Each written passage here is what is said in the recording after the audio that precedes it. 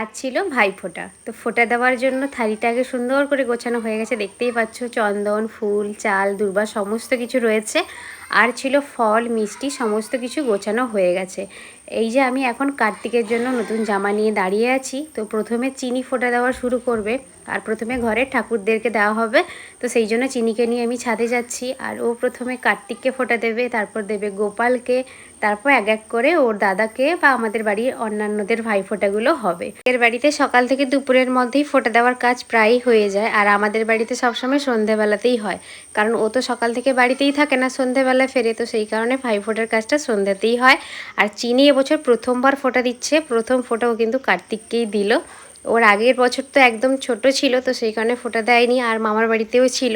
আর এই বছরও বাড়িতেও রয়েছে, তো সেই কারণে প্রথমে কার্তিককে ফোঁটা দিল, তারপর এই যে গোপালকে। গপুকে তো প্রচুর ভালোবাসে, এমনিতেই ঠাকুর ঘরে গেলে সবসময় খাইয়ে দেয়, জল খাইয়ে দেয়, স্নান করাবে, এটা ওটা করে। ও খুব ভালোবাসে, এমনিতেও কোলে নিয়ে অনেকক্ষণ বসেছিল।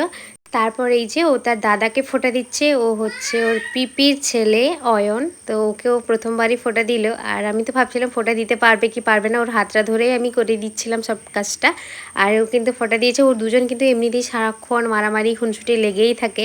তবে আজকের দিনে অবশ্য সুন্দর করে ফোঁটা দেওয়ার কাজটা হয়েছে, কেউ একটুও দুষ্টুমি করেনি।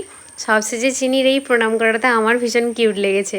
তো চিনি যেই পোশাকটা পরে ফোঁটা দিচ্ছে সেটা ছিল দাদার দেওয়া উপহার, আর দাদার ভাই যে পোশাকটা পরে রয়েছে সেটা ছিল চিনির দেওয়া উপহার। সবশেষে ওরা দুজন দুজনকে আবার মিষ্টিও খাইয়ে দিল। কি শান্ত হয়ে ওরা সমস্ত কাজটা করলো, বাড়িতে কিন্তু ওরা একটুও শান্ত হয়ে থাকে না। তারপর আমার তো এবারে ফোঁটা দেওয়া হয়নি, কারণ আমি বাবার বাড়িতে যাইনি, আর ভাইরাও আসতে পারেনি কেউ। তো তারপর সবার ফোঁটা দেওয়ার শেষে ও হচ্ছে আমার মামা শ্বশুরের ছেলে, সম্পর্কে আমার ভাইই হয়।